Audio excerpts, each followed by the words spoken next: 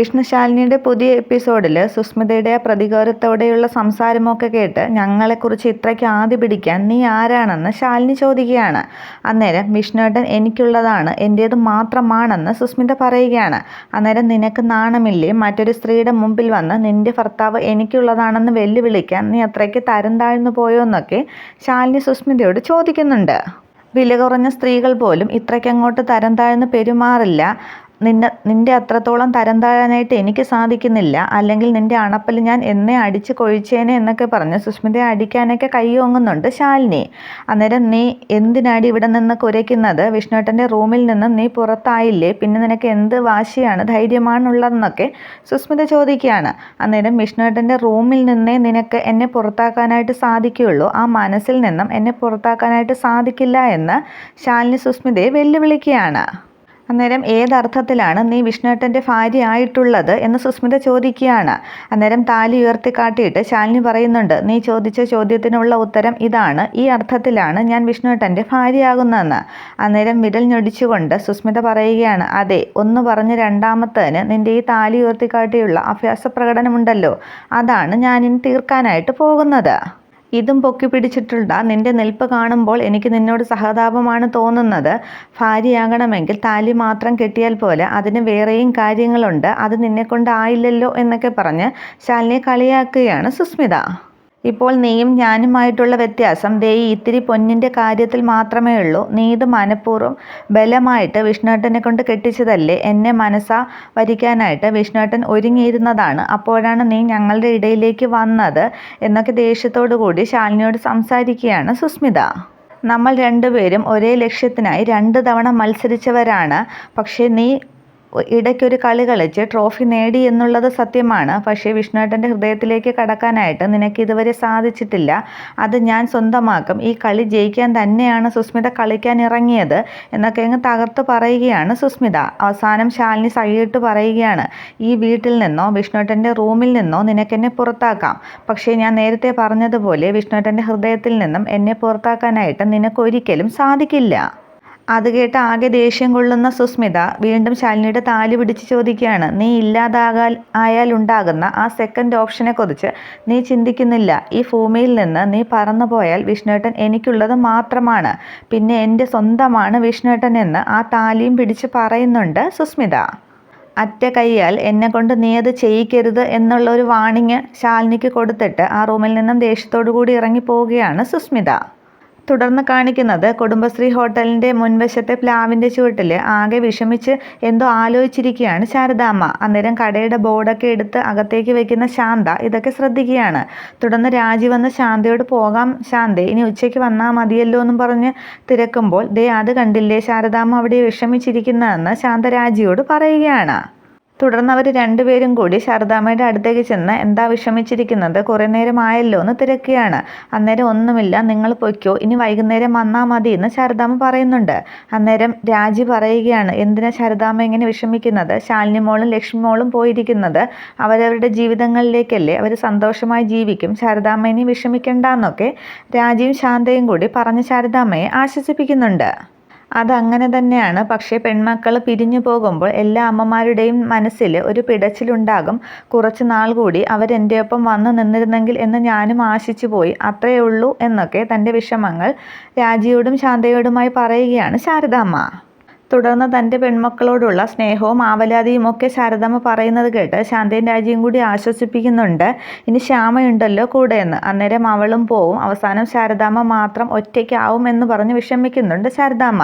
തുടർന്ന് ശാരദാമ്മ പറയുകയാണ്, ഇനി എനിക്ക് ഒരൊറ്റ ആഗ്രഹം കൂടി മാത്രമേ ഉള്ളൂ, പെൺമക്കൾ എന്തായാലും അവരുടെ ഭർത്താക്കന്മാരോടൊപ്പം പോയി, ഇനി അവരെ എല്ലാവരെയും എനിക്ക് ഒന്നിച്ചൊന്ന് കാണണമെന്ന്. അതിനല്ലേ ദാമ്പത്യ പൂജ നടത്താൻ പോകുന്നതെന്ന് ശാന്ത പറയുകയാണ്. അതെ, അതിനെല്ലാവരും വരുമോ എന്ന് എനിക്ക് ഒന്നുകൂടി ഉറപ്പ് വരുത്തണം. ഇനി അവരെ എല്ലാവരെയും എനിക്ക് ഒന്നുകൂടി ഒരുമിച്ച് കാണാൻ പറ്റുമോ എന്ന് സംശയമാണ്, ഒരു ഉറപ്പുമില്ലല്ലോ എന്ന് ശാരദാമ്മ വേറെ ഏതോ ലോകത്തെന്ന പോലെ സംസാരിക്കുകയാണ്. അന്നേരം രാജി ചൂടാവുന്നുണ്ട്, എന്തിനാ ശാരദാമ്മ ഇങ്ങനെയൊക്കെ സംസാരിക്കുന്നതെന്നും പറഞ്ഞ്. ഓരോരുത്തർക്കും ഓരോ വിധിയല്ലേ, അതുകൊണ്ട് ഞാനങ്ങനെ പറഞ്ഞെന്നേ ഉള്ളൂ. നിങ്ങൾ ചെല്ല്, നിങ്ങളുടെ വീട്ടിലും ഓരോരുത്തർ കാത്തിരിപ്പില്ലേ, ചെല്ല് ചെല്ലെന്ന് പറയുകയാണ് അവരോട് ശാരദാമ്മ. തുടർന്ന് കാണിക്കുന്നത് രാജീവിൻ്റെ ഡ്രസ്സൊക്കെ കഴുകി അശയിലേക്ക് വിരിക്കുന്ന ശാരികയാണ്. അന്നേരം ആ പിറകുവശത്തൂടെ വരുന്നുണ്ട് രാജീവ്. അമ്മയും അമ്മാവനും ഒന്നും അവിടെ ഇല്ലാന്ന് ഉറപ്പ് വരുത്തിയ ശേഷം ശാരികയെ പിന്നിലൂടെ ചെന്ന് കെട്ടിപ്പിടിക്കുകയാണ് രാജീവ്. അന്നേരം ശാരിക പേടിച്ചു മാറുമ്പോൾ എടോ ഇത് ഞാനാണ്, പേടിക്കണ്ടെന്ന് രാജീവ് പറയുകയാണ്. അന്നേരം ശാരിക ചോദിക്കുകയാണ്, സാർ എന്തായി കാണിക്കുന്നത്? അയൽപക്കത്തൊക്കെ ആൾക്കാർ ഉള്ളതല്ലേ എന്നാ? അതിന് ഞാൻ അവരുടെ ആരുടെയും ഭാര്യയൊന്നുമല്ലല്ലോ കെട്ടിപ്പിടിച്ചത്, എൻ്റെ സ്വന്തം ഭാര്യയല്ലേ, ഇങ്ങ് വന്നേന്നും പറഞ്ഞ് ശാരിയെ ചേർത്ത് പിടിക്കുകയാണ്. അന്നേരം രാജീവിൻ്റെ കൈ തട്ടി മാറ്റിയിട്ട് സാറൊന്ന് മാറി നിന്നേ, മുറ്റത്ത് വെച്ച് ഇങ്ങനെയൊന്നും പാടില്ല എന്നും പറഞ്ഞ് പിറകോട്ട് മാറുന്നുണ്ട് ശാരിക. തുടർന്ന് ശാരികയുടെ 2 തോളിലേക്കും കൈകൊണ്ട് പിടിച്ചിട്ട് രാജീവ് പറയുകയാണ്, അകത്ത് വെച്ച് ഇങ്ങനെയൊന്നും നടക്കത്തില്ല, 2 മൂവിങ് CCTV ക്യാമറയാണ് അമ്മയും അമ്മാവനും, അപ്പോൾ ഇങ്ങനത്തെയുള്ള ചാൻസൊക്കെ കിട്ടുമോ, അത് നമ്മൾ മുതലാക്കണം എന്ന് പറഞ്ഞ് ശാരികയെ ചേർത്ത് പിടിക്കാൻ ശ്രമിക്കുകയാണ് രാജീവ്. വീണ്ടും കുതറി മാറാനായിട്ട് ശാരിക ശ്രമിക്കുമ്പോൾ വീണ്ടും ചേർത്ത് നിർത്തിയിട്ട് ഒരു 2 മിനിറ്റ് താനിങ്ങനെ നിന്നേന്നും പറഞ്ഞ് ശാരികയെ തൻ്റെ മുന്നിലേക്ക് അടുപ്പിച്ച് നിർത്തുകയാണ് രാജീവ്. അന്നേരം നാണം കൊണ്ട് ശാരിക തല താഴ്ത്തി നിൽക്കുകയാണ്. തുടർന്ന് രാജീവ് കൈകൊണ്ട് ശാരികയുടെ താടിക്ക് പിടിച്ച് മുഖം നിവർത്തുന്നുണ്ട്. അന്നേരം നാണത്തോടുകൂടി വീണ്ടും രാജീവിൻ്റെ കണ്ണുകളിലേക്ക് നോക്കി നിൽക്കുകയാണ് ശാരിക. പെട്ടെന്ന് ഫോൺ ബെല്ലടിക്കുന്നുണ്ട്. അന്നേരം രക്ഷപ്പെട്ട പോലെ അയ്യോ ഫോൺ എന്നും പറഞ്ഞ് ശാരിക അങ്ങ് ഫോൺ എടുക്കാനായിട്ട് പോവുകയാണ്. അന്നേരം ആകെ നിരാശനായ മട്ടിൽ അങ്ങ് ദേഷ്യത്തോടെ രാജീവ് അവിടെ തന്നെ നിൽക്കുന്നു. ശാരിക പോയി ഫോൺ എടുക്കുമ്പോൾ ഫോൺ കണ്ടുപിടിച്ചതിനെയൊക്കെ എന്നും പറഞ്ഞ് പല്ല് കടിച്ച് അമർത്തുന്നുണ്ട് രാജീവ്. അന്നേരം അമ്മയെന്നും പറഞ്ഞ് ശാരിക സംസാരിക്കുമ്പോൾ ശാരദാമ്മയാണോ ശകുനം മുടക്കിയെന്ന് ചിന്തിക്കുകയാണ് രാജീവ്. തുടർന്ന് ശാരദാമ്മയും ശാരികയും കൂടി ഒരുപാട് നേരം സംസാരിക്കുന്നുണ്ട്. ശാരിക ചിരിച്ച് സന്തോഷിച്ചൊക്കെയാണ് സംസാരിക്കുന്നത്. അവസാനം ഫോൺ വെക്കുമ്പോഴുള്ള ശാരികയുടെ മുഖഭാവം കണ്ടിട്ട് രാജീവ് ചോദിക്കുന്നുണ്ട്, എന്തോ വലിയ വിശേഷമുണ്ടല്ലോ തൻ്റെ മുഖഭാവമൊക്കെ കണ്ടിട്ടെന്ന്. എന്താ വിശേഷമെന്ന് വീണ്ടും തിരക്കുകയാണ് രാജീവ്. ദാമ്പത്യ പൂജയ്ക്ക് ചെല്ലാനായിട്ട് പറഞ്ഞ് അമ്മ ക്ഷണിച്ചതാണ്, നമ്മുടെ പേരിലും പൂജ നടത്തുന്നുണ്ടെന്ന്. അന്നേരം ആകെ അങ്ങ് സന്തോഷിച്ച് രാജീവ് പറയുകയാണ്, അപ്പോൾ ഞാൻ പറഞ്ഞതുപോലെ തന്നെ നടന്നല്ലോ എന്നും പറഞ്ഞ് ശാരികയെ നോക്കി നിൽക്കുകയാണ് രാജീവ്.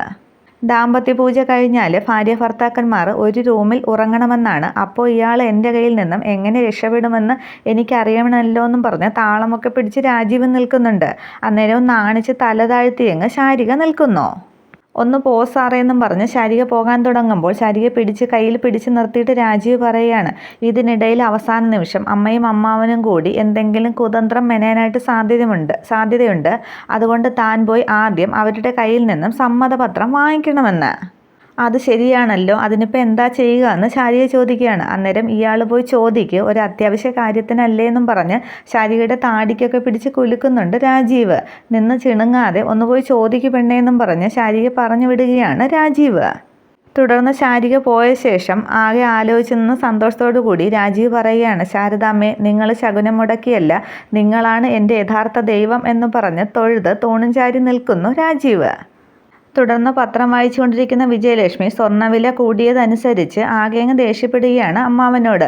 നമുക്ക് കിട്ടേണ്ട എത്ര ലക്ഷങ്ങളാണിപ്പോൾ വെള്ളത്തിൽ വരച്ച വര പോലെ ആയതെന്നൊക്കെ വിജയലക്ഷ്മി പറയുകയാണ്. അന്നേരം അതുപോലൊന്നും ആയിട്ടില്ല, ഇനിയും ശ്രമിച്ചാൽ കിട്ടുമെന്ന് അമ്മാവൻ പറയുകയാണ്. അന്നേരം വിജയലക്ഷ്മി ചോദിക്കുന്നുണ്ട്, കൃഷ്ണൻകുട്ടി ചേട്ടൻ എന്തറിഞ്ഞിട്ടാണ് സംസാരിക്കുന്നത്? രാജീവും ശാരികയും കൂടി ഇപ്പോൾ സ്വസ്ഥമായിട്ടൊരു ജീവിതം തുടങ്ങിക്കഴിഞ്ഞു. ശാരദാമ്മയാണെങ്കിൽ സ്വർണത്തിൻ്റെ കാര്യമൊന്നും മിണ്ടുന്നില്ലാതാനും. പിന്നെ നമുക്ക് എങ്ങനെയാണ് അതൊക്കെ കിട്ടുക എന്ന് വിജയലക്ഷ്മി കൃഷ്ണൻകുട്ടിയോട് ചോദിക്കുകയാണ്. ശാരദാമ്മയുടെ കയ്യിൽ നിന്ന് എന്തായാലും ഒന്നും കിട്ടാൻ പോണില്ല, പക്ഷേ ഞാനീ പറയുന്നത് നമ്മൾ രണ്ടുപേരും മാത്രം അറിഞ്ഞാൽ മതി എന്നും പറഞ്ഞ് കൃഷ്ണൻകുട്ടി അമ്മാവൻ വിജയലക്ഷ്മിയോട് എന്തോ പറയാനായിട്ട് തുടങ്ങുന്നുണ്ട്. അന്നേരമാണ് സമ്മതം ചോദിക്കാനായിട്ട് ശാരിക അവിടേക്ക് വരുന്നത്. ശാരികയെ കണ്ട് സംസാരം നിർത്തുകയാണ് കൃഷ്ണൻകുട്ടി അമ്മാവൻ. തുടർന്ന് ആകെ പരിഭ്രമിച്ച് പേടിച്ചൊക്കെ അമ്മ വിളിച്ചിരുന്നു എന്നും പറഞ്ഞ് അവിടേക്ക് വരികയാണ് ശാരിക. തുടർന്ന് അതിനിപ്പോൾ ഞാൻ എന്ത് വേണം, തലയും കുത്തി നിൽക്കണമെന്നൊക്കെ വിജയലക്ഷ്മി ചോദിക്കുന്നുണ്ട്. പെട്ടെന്ന് ശാരികയുടെ പക്ഷം പിടിച്ച് അമ്മാവൻ സംസാരിക്കുകയാണ്. മോൾക്ക് പറയാനുള്ളത് എന്താണെന്ന് വിജയം ഒന്ന് കേൾക്കുന്നു. അന്നേരം എന്താടി ഇന്ന് കാര്യങ്ങൾ തിരക്കുകയാണ് വിജയലക്ഷ്മി. കൃഷ്ണൻകുട്ടി അമ്മാവൻ്റെ ശാരികയെ ആ മോള് വിളിയിലൊക്കെ ഒന്ന് പരിഭ്രമിച്ച് നോക്കുകയാണ്, അന്തം വിട്ട് നോക്കുകയാണ് വിജയലക്ഷ്മി. തുടർന്ന് ശാരിക പറയുകയാണ്, ദാമ്പത്യ പൂജ നടത്താനാണ് അമ്മ വിളിച്ചത്, എനിക്കും ശാലിനിക്കുമൊക്കെ പൂജ നടത്തണം എന്ന അമ്മയ്ക്കുണ്ട്. അന്നേരം അതിൻ്റെ കൂടി കുറവല്ലേ ഉള്ളൂ, ബാക്കിയെല്ലാം അങ്ങ് തികഞ്ഞു നിൽക്കുകയല്ലേ എന്നൊക്കെ വിജയലക്ഷ്മി കളിയാക്കുകയാണ്. അതേസമയം ഇതൊക്കെ പുറകിൽ ജനലിൽ കൂടി രാജീവ് കേൾക്കുന്നുണ്ട്. അന്നേരം അമ്മയെന്ന് വിളിച്ച് വീണ്ടും സംസാരിക്കാൻ ഒരുങ്ങുകയാണ് ശാരിക. അന്നേരം അമ്മയും കുമ്മയും ഒന്നുമില്ല, ഒരു തേങ്ങാക്കൊലയും ഇവിടെ ഇല്ല, നീ ഒരു പൂജയ്ക്കോ ഒന്നിനും ഇവിടെ നിന്ന് പോകുന്നുമില്ല, കയറിപ്പൊടി അകത്തെന്ന് പറയുകയാണ് വിജയലക്ഷ്മി ശാരികയോട്. തുടർന്ന് സങ്കടത്തോടുകൂടി ശാരിക അങ്ങ് അകത്തേക്ക് പോകാൻ തുടങ്ങുമ്പോൾ മോൾ അവിടെ നിന്നേ, മോൾ നാളെ രാവിലെ രാജീവിനെയും കൂട്ടി ശാരദാമ്മയുടെ വീട്ടിലേക്ക് പോകുന്നു, അതും ദാമ്പത്യ പൂജയ്ക്ക് എന്ന് അമ്മാവൻ പറയുകയാണ്. ഇത് കേട്ടൊന്ന് ഞെട്ടി നോക്കുകയാണ് ശാരികയും വിജയലക്ഷ്മിയും രാജീവും ഒക്കെ. അന്നേരം കൃഷ്ണൻകുട്ടി ചേട്ടാന്നും പറഞ്ഞ് വിജയലക്ഷ്മി ചാടി എഴുന്നേൽക്കുന്നുണ്ട്. അന്നേരം ഇതെൻ്റെ തീരുമാനമാണ്, ഞാനാണ് ഈ വീട്ടിലെ കാരണവർ, ഞാൻ തീരുമാനിക്കുന്ന പോലെ കാര്യങ്ങൾ നടക്കുമെന്ന് കൃഷ്ണൻകുട്ടി അമ്മാവൻ വിജയലക്ഷ്മിയോട് പറയുകയാണ്. ഞാൻ പറയുന്നത് പോലെ കേട്ടാൽ മതി, മോള് പൊയ്ക്കോ എന്നും പറഞ്ഞ് ശാരിക അകത്തേക്ക് പറഞ്ഞു വിടുന്നുണ്ട്. അത് കേട്ട് ആകെ അങ്ങ് സന്തോഷിക്കുകയാണ് രാജീവ്. അന്നേരം ശാരിക പോയ ശേഷം എന്നാലും കൃഷ്ണൻകുട്ടി ചേട്ടാന്നും പറഞ്ഞ് വിജയലക്ഷ്മി വീണ്ടും തർക്കിക്കാൻ ഒരുങ്ങുമ്പോൾ നീയൊന്ന് അടങ്ങ് വിജയലക്ഷ്മി എന്നും പറഞ്ഞ് കാര്യങ്ങൾ പറയുകയാണ് കൃഷ്ണൻകുട്ടി. തുടർന്ന് ശാരിക ആകെ സന്തോഷത്തിൽ വീണ്ടും കിണറ്റിൻകരയിലേക്ക് വന്നു നിൽക്കുകയാണ്. അന്നേരം കൃഷ്ണൻകുട്ടി അമ്മാവൻ പറഞ്ഞത് കേട്ടിട്ടും ഒന്നും അറിയാത്ത പോലെ ഓടിച്ചാടി സന്തോഷത്തോടുകൂടി എന്തു പറഞ്ഞു അമ്മയും അമ്മാവനും എന്നും പറഞ്ഞ് ശാരികയുടെ അടുത്തേക്ക് വരികയാണ് രാജീവ്. അന്നേരം ആകെ നാണിച്ചങ്ങ് മുഖം താഴ്ത്തി ശാരിക നിൽക്കുമ്പോൾ പറ എന്നും പറഞ്ഞ് ശാരികയുടെ മുഖം പിടിച്ച് നിവർത്തുകയാണ് രാജീവ്. അന്നേരം ശാരിക ഒന്നും മിണ്ടുന്നില്ല. ആ സമയത്ത് രാജീവിൻ്റെ ഫോൺ ബെല്ലടിക്കുന്നുണ്ട്. എൻ്റെ ഫോണാണല്ലോ ബെല്ലടിക്കുന്നതെന്നും പറഞ്ഞ് രാജീവ് ഫോൺ എടുക്കാൻ അകത്തേക്ക് കയറിപ്പോവുകയാണ്. അന്നേരം ആകെ സന്തോഷവും നാണവും സ്നേഹവും ഒക്കെ വന്ന് ആകെ ഒരു സന്തോഷത്തോടു കൂടി മുഖത്തോടു കൂടി ശാരിക വീണ്ടും കിണറ്റിൻകരയിൽ തന്നെ അങ്ങ് നിൽക്കുകയാണ്. അതേസമയം വിജയലക്ഷ്മി കൃഷ്ണൻകുട്ടിയോട് ചോദിക്കുകയാണ്, കൃഷ്ണൻകുട്ടി ചേട്ടൻ എന്തോ പണിയാണ് കാണിച്ചത്, ദാമ്പത്യ പൂജയ്ക്ക് നമ്മൾ അനുവാദം കൊടുത്തു എന്നാൽ അവരുടെ ബന്ധത്തിന് നമ്മൾ പൂർണ്ണ സമ്മതം കൊടുത്തു എന്നല്ലേന്ന്. അന്നേരം ഇപ്പോൾ നിൻ്റെ പ്രശ്നം എന്താ, ദാമ്പത്യ പൂജയാണോ അതോ സ്വർണ്ണമാണോ എന്ന് കൃഷ്ണൻകുട്ടി അമ്മാവൻ തിരക്കുകയാണ്. അവൾ ദാമ്പത്യ പൂജയ്ക്ക് പോകുന്നത് വഴി നമുക്ക് സ്വർണം കിട്ടിയാലോ എന്ന് അമ്മാവൻ ചോദിക്കുകയാണ്. അന്നേരം ശാരദാമ്മ സ്വർണം തരുമോ എന്ന് വിജയലക്ഷ്മി ചോദിക്കുകയാണ്. ശാരദാമ്മ ഒലക്ക തരും, പക്ഷേ നമുക്ക് അതിനുള്ളൊരു വഴി കണ്ടുപിടിക്കാനായിട്ട് സാധിക്കുമെന്ന് അമ്മാവൻ പറയുകയാണ്. അന്നേരം കാര്യങ്ങൾ തെളിച്ച് പറയാനായിട്ട് ചോദിക്കുകയാണ് വിജയലക്ഷ്മി. രാജീവിന് കൊടുക്കാമെന്ന് പറഞ്ഞ സ്വർണം എന്തായാലും ശാരദാമ്മയുടെ കയ്യിലില്ല. കുറച്ച് സ്വർണമോ കാശോ അവർ സംഘടിപ്പിച്ചാലും ഇളയ ഒരു പെണ്ണ് നിൽക്കുകയല്ലേ, അതുകൊണ്ട് നമുക്ക് രാജീവിന് വേറെ കല്യാണം ആലോചിക്കാം എന്ന് വിജയലക്ഷ്മിയോട് പറയുകയാണ് കൃഷ്ണൻകുട്ടി അമ്മാവൻ. അതെങ്ങനെ നടക്കും, അവൻ ശാരികയെ കെട്ടിപ്പോയില്ലേന്ന് വിജയലക്ഷ്മി ചോദിക്കുകയാണ്. എന്നാര് പറഞ്ഞു എന്നും പറഞ്ഞ് അടുത്ത ചോദ്യം ചോദിക്കാൻ ഒരുങ്ങുകയാണ് അമ്മാവൻ. ഇത്രയുമാണ് ഇന്നത്തെ എപ്പിസോഡ്, അല്ല നാളത്തെ എപ്പിസോഡ്. Okay, thank you.